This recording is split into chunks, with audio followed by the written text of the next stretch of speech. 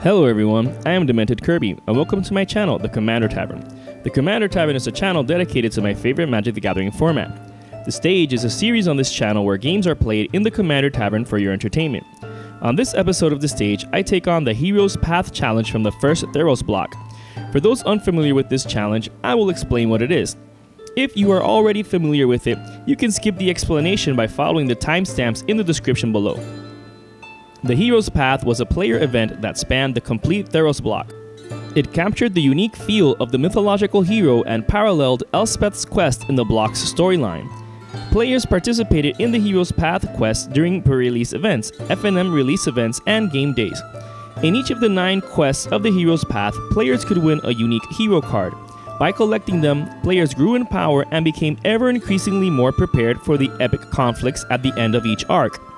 These hero cards were a new card type unique to these challenge decks.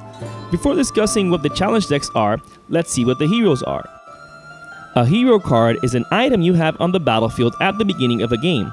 However, regardless of its coloring or border, it has no color. It also has no casting cost. Also, these cards don't count towards your deck size. In fact, they aren't even magic cards at all. That being said, it's treated like any other permanent, so it can be interacted with. There are 2 types of hero cards, heroes and equipment. A hero equipment can be used just like any other equipment and thus interacts as such. What's unique about the hero equipment is that they have a space in their text box for the placement of a sticker that was achieved by completing the Forge a Godslayer event of the Hero's Path, the 7th event to be exact. There are 7 different possible stickers to place on either of the 5 hero equipment, essentially providing a total of 35 different hero equipments. For example, you could place the whenever equipped creature deals damage, create a 1/1 white soldier creature token sticker on Bow of the Hunter, and it now has its printed ability as well as the ability from the sticker. Since these cards don't have a casting cost, you can't really cast them. So, if they were bounced to your hand, for example, you'd have to cheat them in play since you can't cast them. They aren't spells. Remember, they're not even magic cards. That doesn't mean that you can't interact with them though. Since they're treated like permanents, you could have Clever Impersonator enter the battlefield as a copy of a hero card. Let's say you exiled one of them to pay for their ability, like the Provider. You could technically use Pull from Eternity to place it into your graveyard, then use Profound Journey to place it onto the battlefield. They can also be destroyed with cards like Vindicate or exiled with cards like Scour from Existence.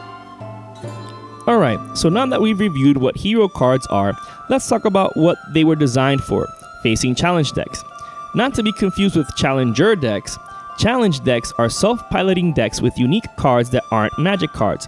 The challenge deck has special rules that determine how it will play, meaning that the challenge deck functions like a robot or computer algorithm. Essentially, this means that you can play by yourself against the challenge deck. You follow the rules for each type of challenge deck in order to play a variant form of magic that is essentially solitaire. Again, these aren't normal magic decks, so it's not like playing an actual magic game against a computer opponent in Arena or the MTG Microprose game.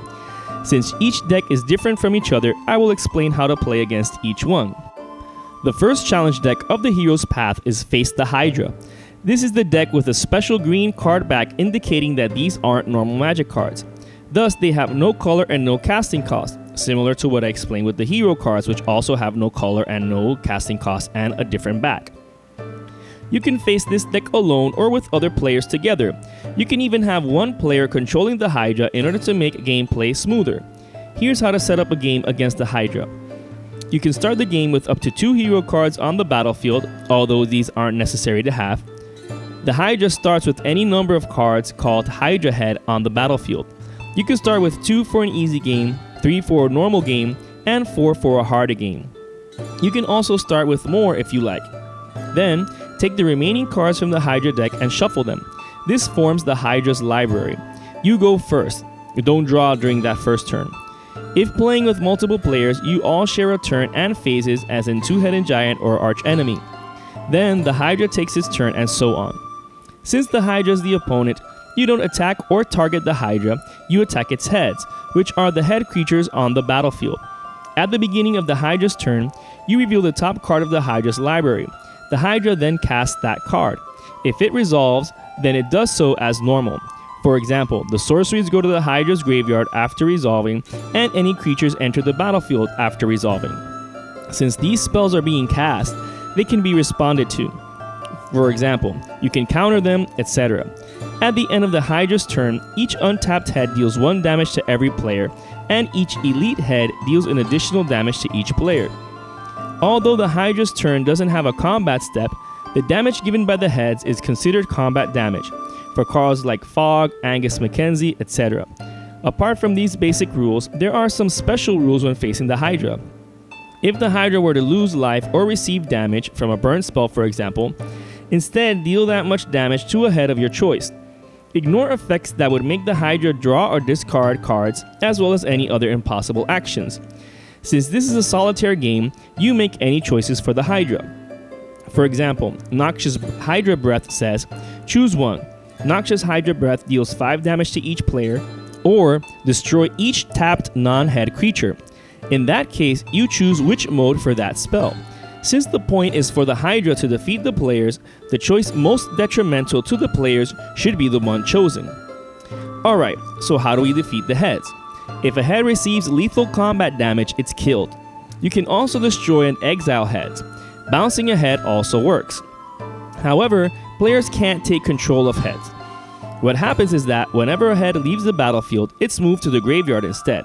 When this happens, it triggers a special effect called Grow New Heads. This is a triggered ability, so it enters the stack and can be responded to. When this trigger resolves, the top 2 cards from the Hydra's library are revealed. Any heads revealed enter the battlefield, and any sorceries revealed go to the graveyard. They're not cast. The Hydra isn't defeated when the deck is depleted. Instead, the Hydra is defeated if there are no heads left on the battlefield. So, even with an empty library, the Hydra still plays on as long as it has heads on the battlefield. For a more detailed list of specific cases, you can follow the link in the description. The second challenge deck of the Hero's Path is Battle the Horde. This is the deck with a special red card back indicating that these aren't normal magic cards. Thus, they have no color and no casting cost. You can face this deck alone or with other players together. You can even have one player controlling the Horde in order to make gameplay smoother. However, the rules change slightly when multiple players battle the Horde together. Here's how to set up a game against the Horde. You can start the game with up to 3 hero cards on the battlefield, although these aren't necessary to have. Unlike the Hydra challenge, all cards start in the Horde's library and are shuffled at the start of the game. You start the game and take 3 turns before the Horde's first turn starts. For an easier game, you may take 4 turns before the Horde starts. For a harder game, take only 2. During the Horde's turn, you reveal the top 2 cards from its library and they are cast. If they resolve as normal.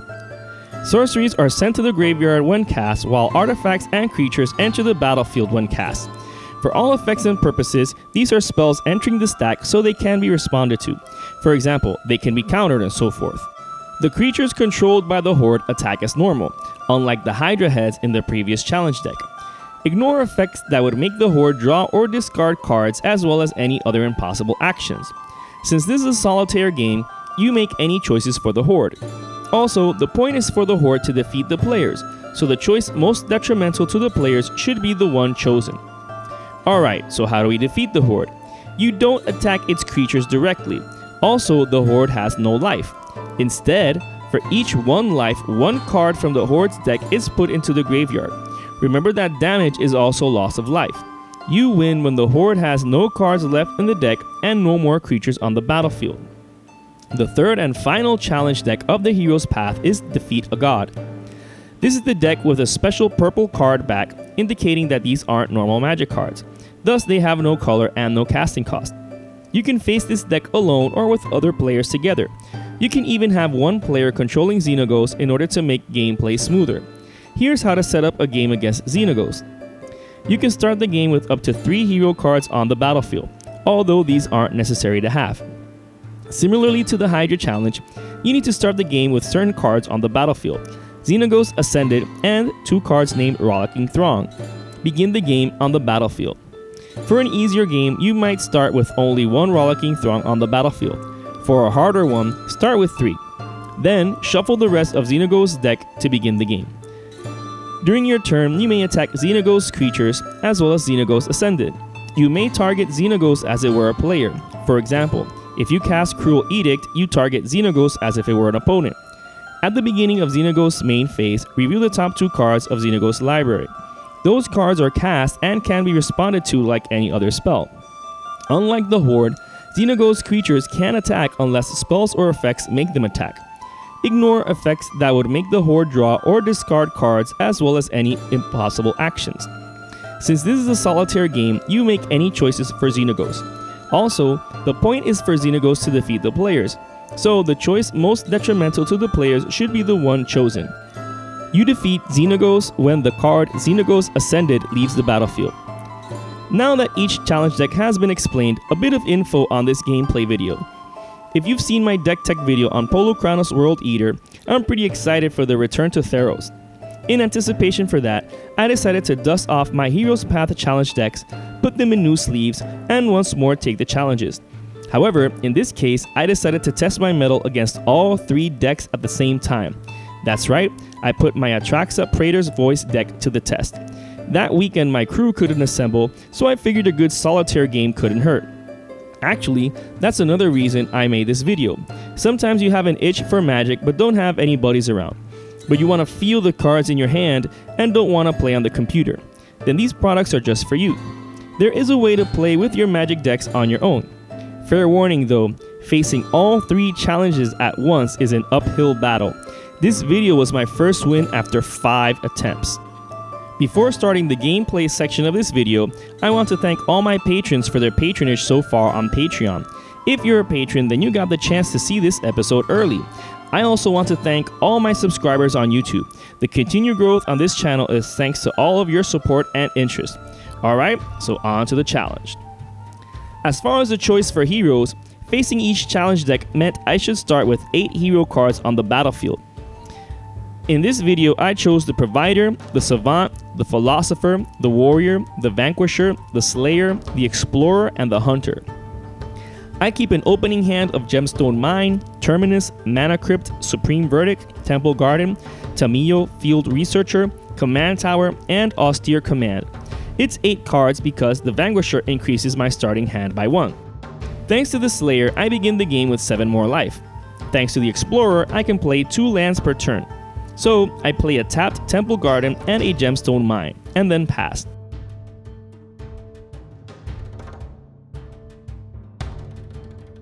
The Hydra reveals Hydra's impenetrable hide, giving each head indestructible until the end of the Hydra's next turn.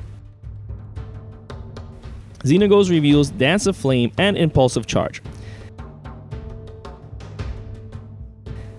Xenaghost enters combat, triggering Dance of the Flame, and I take 2 damage. Since I can't block, I take 2 damage from the 2 Rollicking Throng. At the end of the Hydra's turn, I take 3 damage from the heads. I untap, draw a card, then play a Command Tower and Karn's Bastion. I tap out to cast Supreme Verdict, killing all creatures except for Xenaghost Ascended, which can't leave the battlefield as long as the Reveler is on the battlefield.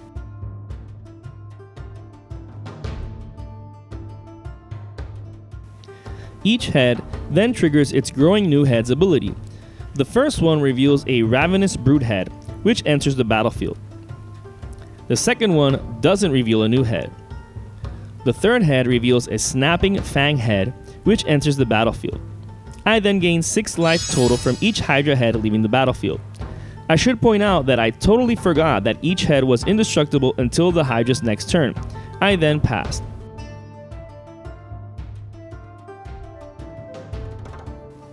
The Hydra reveals a Hydra head, which enters the battlefield. Xenaghost reveals Ecstatic Piper and Impulsive Return, which does nothing because there are no Ecstatic Piper in its graveyard. Ecstatic Piper enters the battlefield, triggering Xenaghost to attack during his combat step. He does, giving me 6 damage. At the end of the turn, I take 6 damage total from the heads on the battlefield. I untap, draw a card, play a forest, and cast Mana Crypt. I then cast Terminus.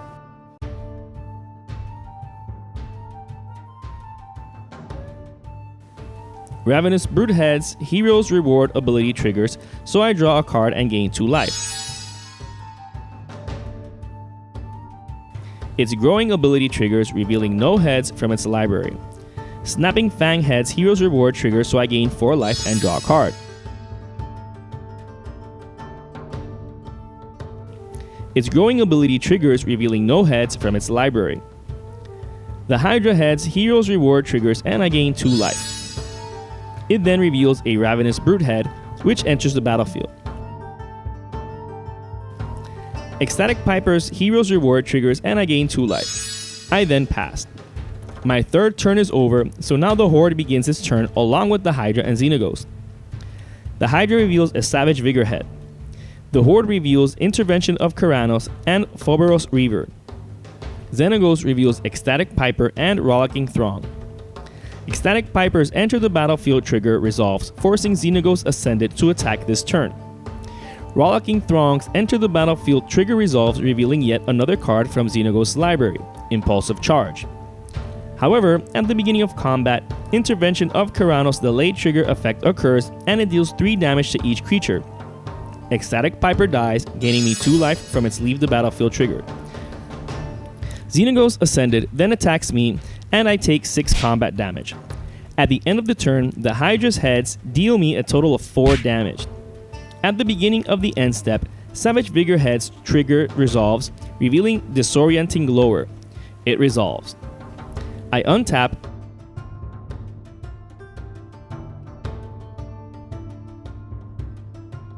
flip a coin at the beginning of my upkeep, win the flip, then draw a card. I play Underground Sea and Savannah.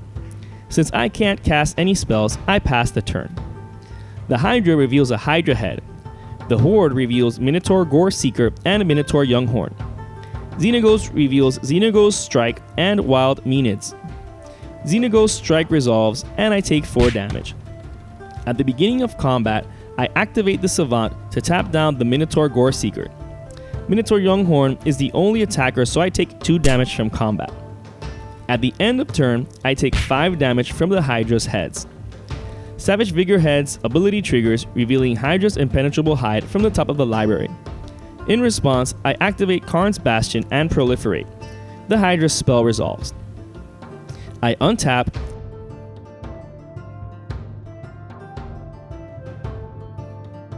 win Mana Crypt's Coin Flip, and draw a card. I cast Kaya Ghost Assassin.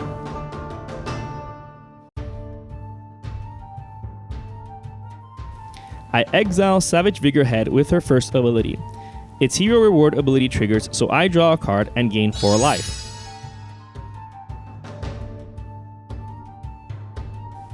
Its Growing ability triggers, revealing a Hydra Head, which enters the battlefield. I then cast Tamiyo Field Researcher.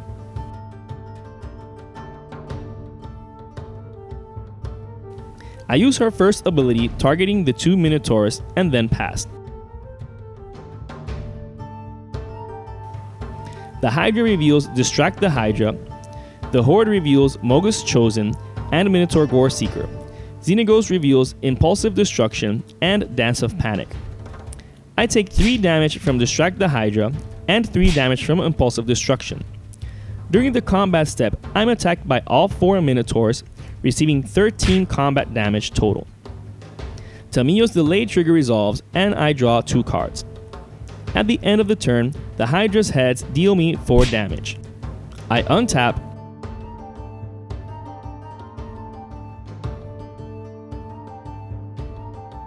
win Mana Crypt's Coin Flip, then draw a card.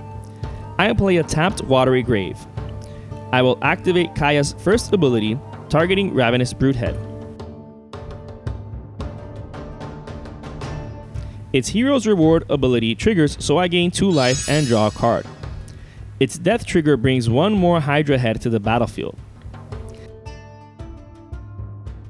I then cast Austere Command, choosing enchantments and creatures with power 3 or less.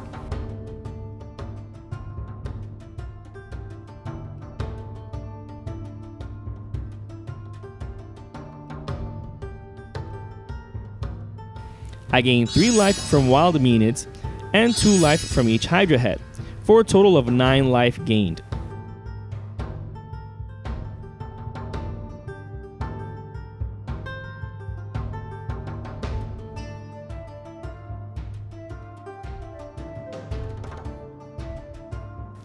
Only Shrieking Titan head is resolved from the Hydra's growing ability.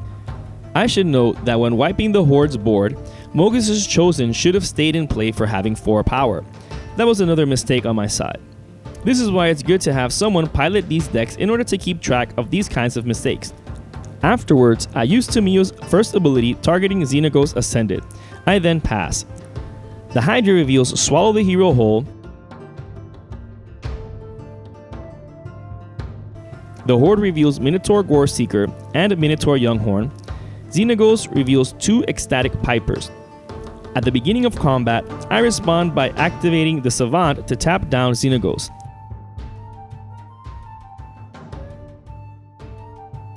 The Minotaurs attack Kaya since she has already taken out enough creatures so to be their best play. At the end of turn, I have to discard a card due to Shrieking Titan head, and I take 2 damage. I untap,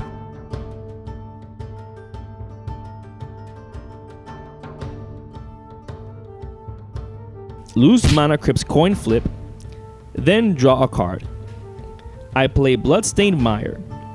I cast Toxic Deluge, paying 2 life for X.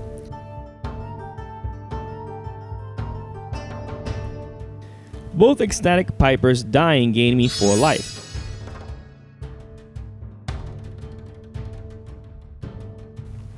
I then cast Atraxa.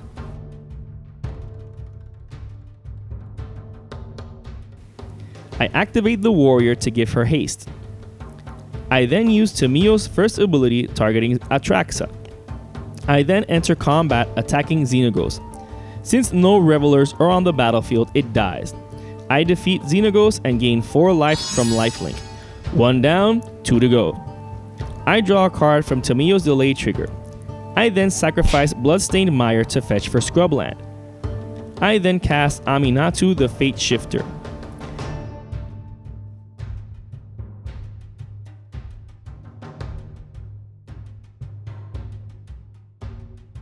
I activate her first ability.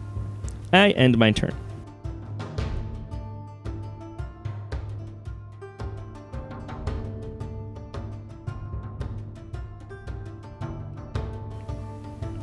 The Hydra reveals Distract the Hydra.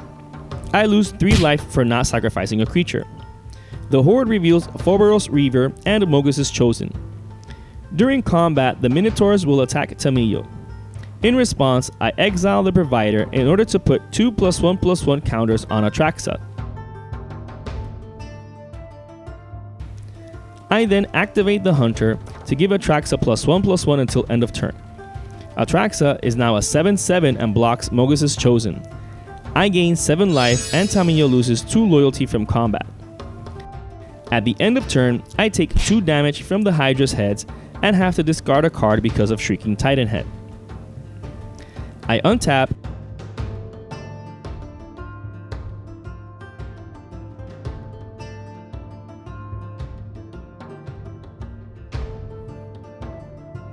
lose Mana Crypt's coin flip, then draw a card. I cast Sword of Truth and Justice,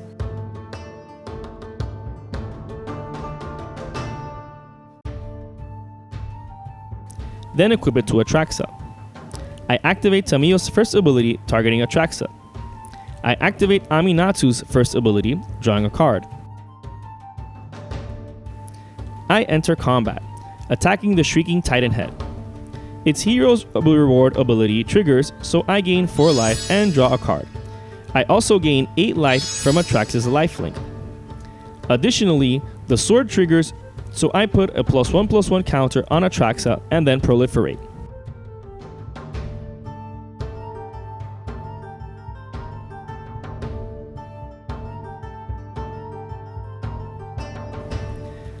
The Hydra growing ability triggers, revealing a Hydra head. This thing just won't die. Tamiyo's delayed trigger resolves and I draw a card. I cast a Fog Bank. Forgetting to proliferate with Atraxa, I pass. The Hydra reveals Swallow the Hero whole. It resolves, so I exile Fogbank. Good thing I cast it. The Horde reveals Plundered Statue and Reckless Minotaur. It enters combat, both attacking Tamiyo. I block the Reckless Minotaur, gaining 10 life from combat, while Tamiyo loses 2 loyalty.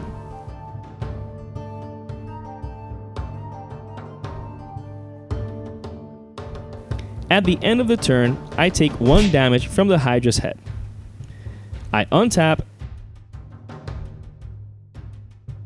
win Mana Crypt's coin flip, then draw a card. I activate Aminatu's first ability. I play an untapped Hallowed Fountain. I cast Yamavaya Dryad. When it enters the battlefield, I search for Murmuring Bosk and put it onto the battlefield. I activate the Warrior to give the Dryad haste.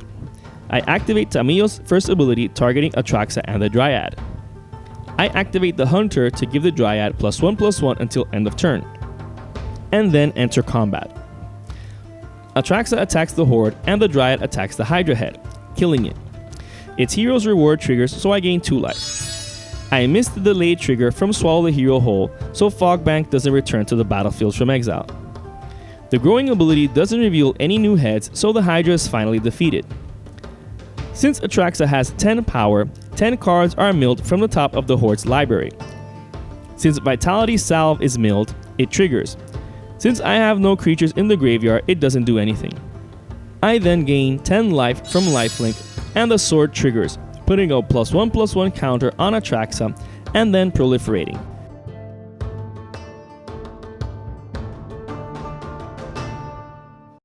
I then cast Obnixilis Reignited.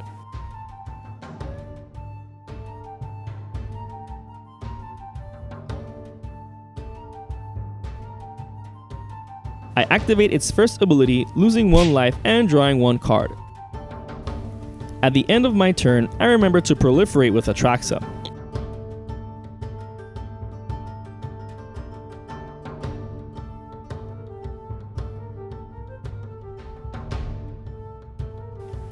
Since the Horde controls Plundered Statue, I have to reveal 3 cards instead from the top of its library, but I mistakenly revealed 4. Those being 2 Minotaur Younghorn, Minotaur Gore Seeker, and Phobos Reaver.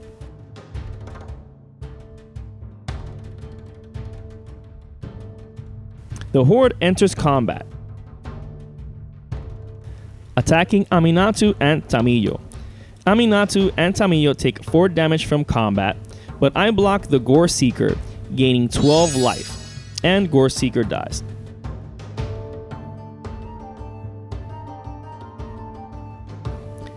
I untap,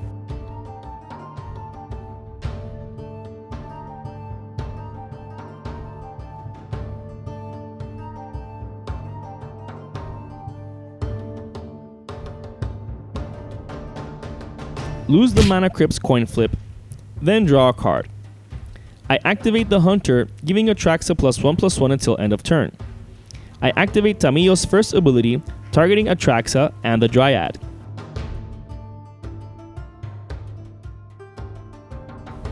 I activate Obnixilis' second ability, destroying a Reaver.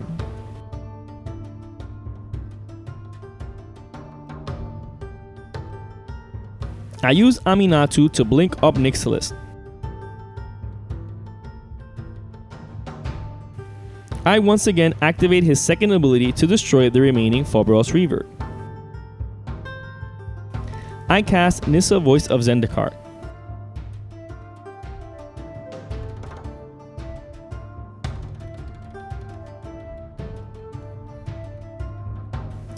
Then I cast Spike Weaver.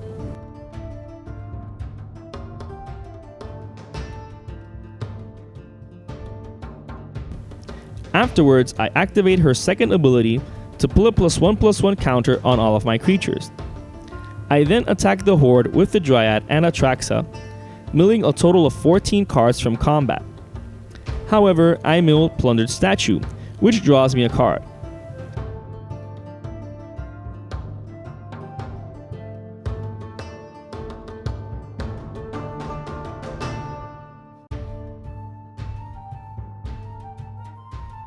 I also mill Massacre Totem, which mills 7 more cards from the Horde's library.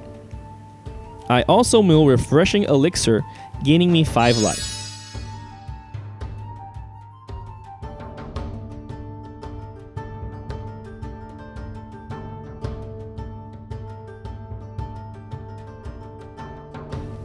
I mill yet another Refreshing Elixir, gaining me 5 more life. I gain 14 life from Atraxa's lifelink. I forget the sword trigger, but at the end of my turn, I remember Atraxa's proliferate trigger.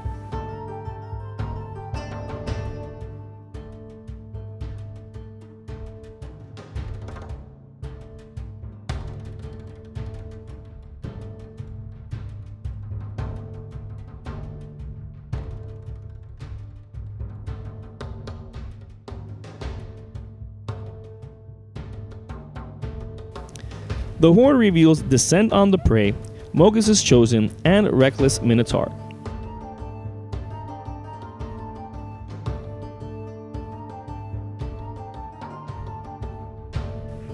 The Horde enters combat, assigning all attackers to Tamiyo. In response, I remove a +1/+1 counter from Spike Weaver, preventing all combat damage. I untap,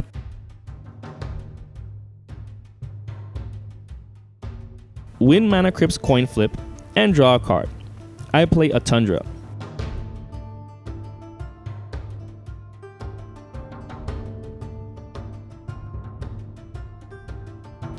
I activate the Hunter to give Dryad Arbor +1/+1 until end of turn. I activate Tamiyo's ultimate, drawing 3 cards and getting her emblem online.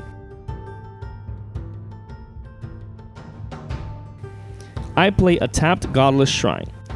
Now I'm just gonna wipe the floor with the Horde. I cast Reki, History of Kamigawa.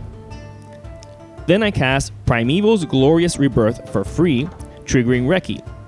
The spell resolves, returning Garruk Wild Speaker, Elspeth's Sun Champion, and Kaya Ghost Assassin to the battlefield. I cast Dovin Hand of Control, triggering Reki, drawing me a card. I'm basically just showing off at this point.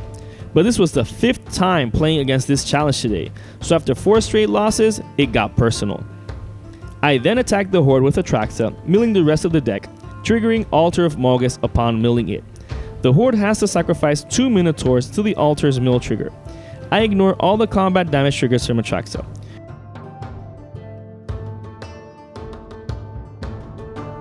During my second main phase, I use Kaya's first ability to exile a Minotaur. I use Obnixilis' second ability to destroy the remaining Minotaur, thus defeating the Horde. Having defeated all decks, I emerge victorious from this self-imposed challenge. I know this episode is somewhat unorthodox as far as gameplay video goes.